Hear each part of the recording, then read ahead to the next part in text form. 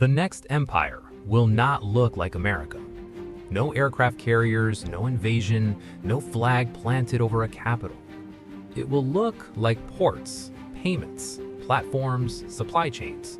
And by the time most people realize they are inside it, dependence will already be complete. We still imagine empire the old way, a map turning red, a navy crossing an ocean, a foreign army marching through a capital city. That is how old power announced itself. It wanted to be seen. It wanted to be feared. It wanted the world to know who was in charge. Rome did it with roads and legions. Britain did it with fleets and trade routes. America did it with bases, alliances, and the global financial order. Different forms, same logic. Power meant presence. Control meant visibility. But history changes when an old model becomes too expensive to maintain. Traditional empire is heavy. It needs soldiers, it needs fuel, it needs supply lines, it needs constant political will. And above all, it needs to keep paying the bill for control.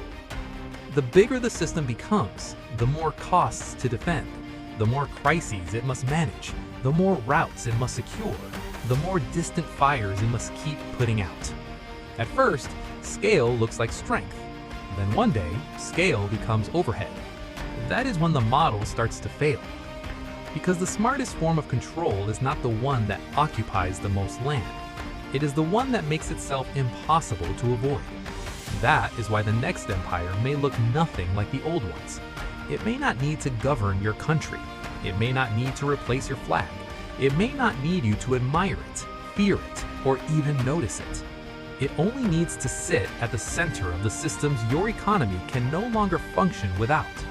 The port your goods pass through, the payment rail your money clears through, the cloud your data lives on, the platform your business relies on, the logistics network your supply chain cannot replace in time. That is a different kind of empire. Less theatrical, less visible, but often more efficient. Rome wanted territory.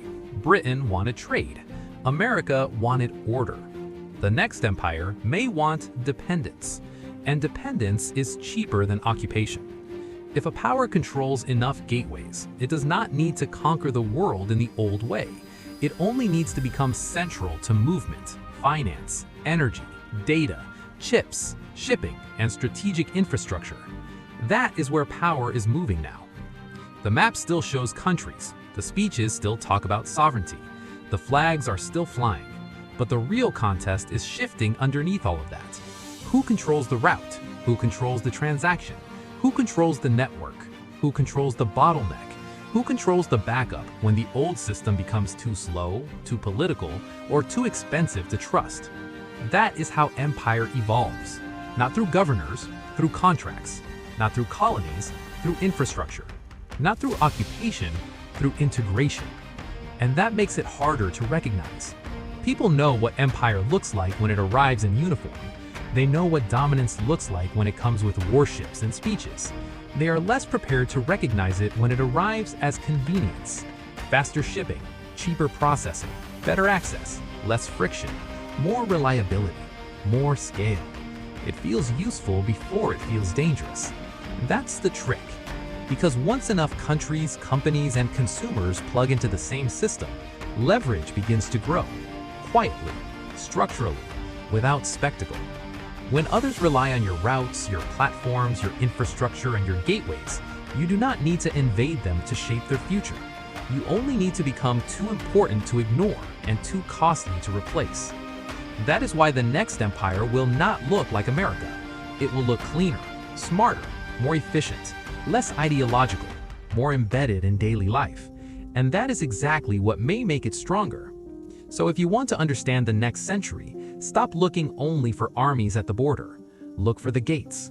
Look for the networks. Look for the systems the world cannot live without. Because the next empire may already be here.